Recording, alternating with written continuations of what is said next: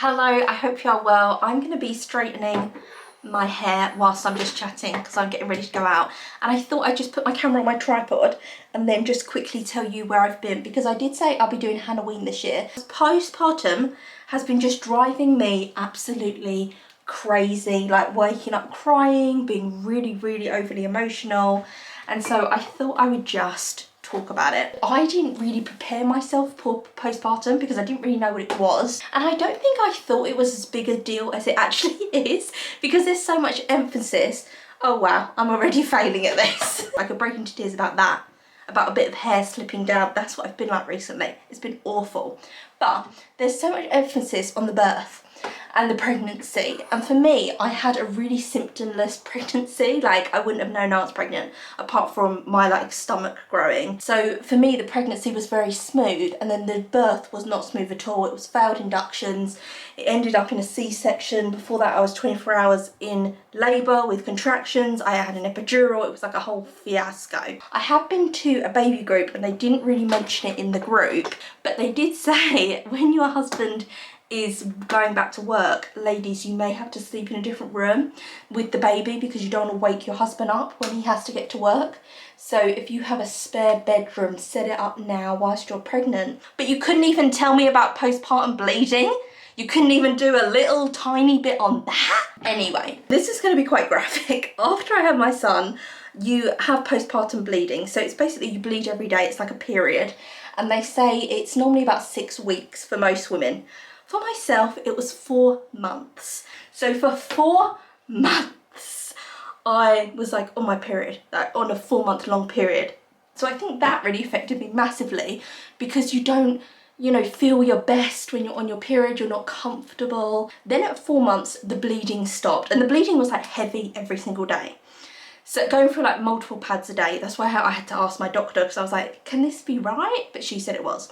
Then my hair fell out. So you can see here, I have these like little bits. This was just a long piece of hair and it's just come off. Little bit here, it's just all broken off my hair. And this is all over my hair, it's broken off. Also, if you can hear Bear upstairs, Dom is with him. I haven't left him unattended. I would brush my hair and it would just feel a hairbrush. I was thinking, oh my god, what on earth's going on? My nails then started snapping, and you can see my nails are really short now, and I normally have quite long nails, just naturally have quite strong nails. My nails were like snapping all the time, very painful. I feel since having my son, my temperature is a lot higher than what it was before having my son. I would say I was kind of more cold than hot, and now I'm always kind of boiling hot all the time, which they say that's because of the fluctuating hormones. Obviously throughout you've got like the fluctuating hormones, and so sometimes you're feeling good, sometimes you're feeling sad, and you can't work out why you're feeling those emotions, because there's nothing that's like making you sad, it's just your hormones changing. I can't even deal with this little Elvis Presley thing I've got going on. So my son is turning 1 in a few days, and I have been so emotional, not about him turning 1, bizarrely. I don't feel bad that he's turning 1, it doesn't make me feel sad that he's turning 1. My emotions have just been all over the place, and I've got this real anxiety where my heart is going all the time. I feel rushed, I feel panicked, and I think it's because I keep thinking about this time last year. I had like a bad birth experience basically, and it's like I'm having another cesarean, like I'm getting myself ready for a cesarean. I'm not pregnant, but I know this makes me sound mental, and I was talking to my mum about this. I was like crying on the phone to her, like, I know this makes me sound crazy, but I feel like I'm having a cesarean on Sunday. This time last year, I had a cesarean, and like his birthday falls on a Sunday this year.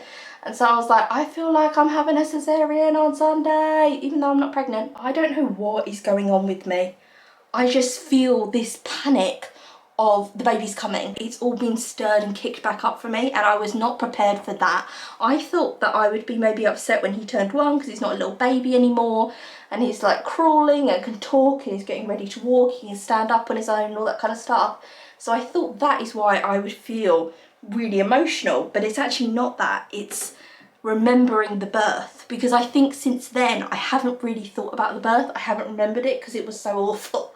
I don't think any woman's birth is amazing, apart from those women that are amazing that are like, I gave birth in the sea, like Ursula. Oh, I love them. I love reading those stories where it's like, Carol gave birth in the ocean.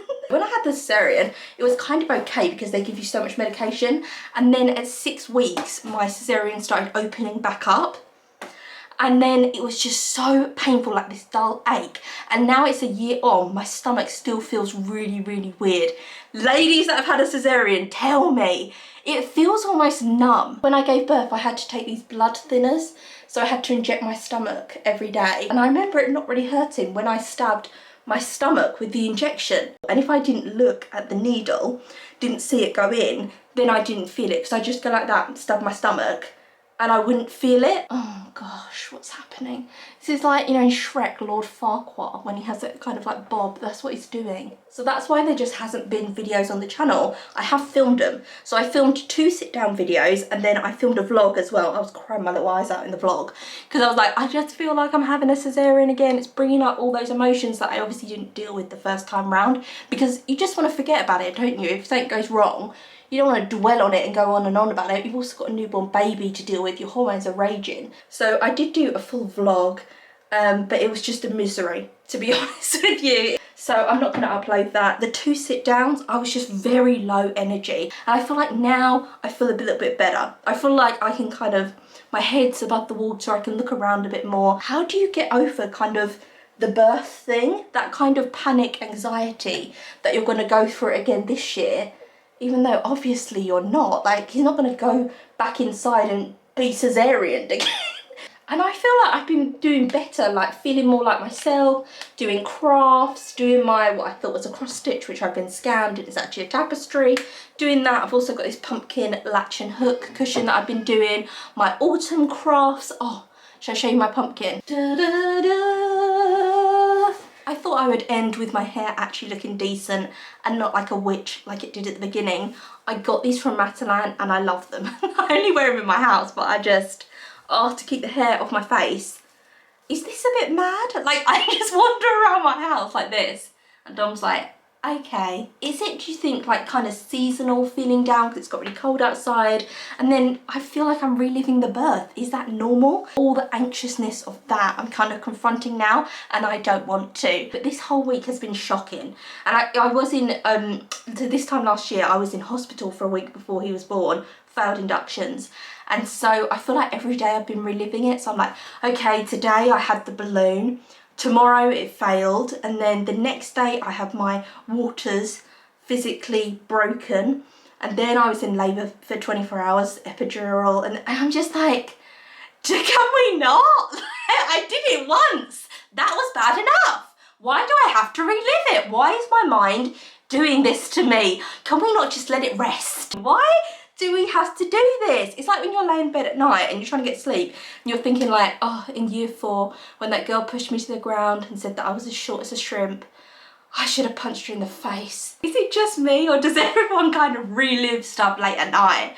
And I don't during the day, but this whole week, the whole day, from the minute I wake up to the minute I go to sleep, I'm like, oh, today I'm gonna get my waters broken. It's like, Hannah, you're not! Hannah, you're not pregnant! You're not getting your waters broken today, you mad cow! This time last year, I had my waters broken. This woman got this big metal hook, like a crochet hook. That was the most painful thing of the whole entire experience. It was horrific.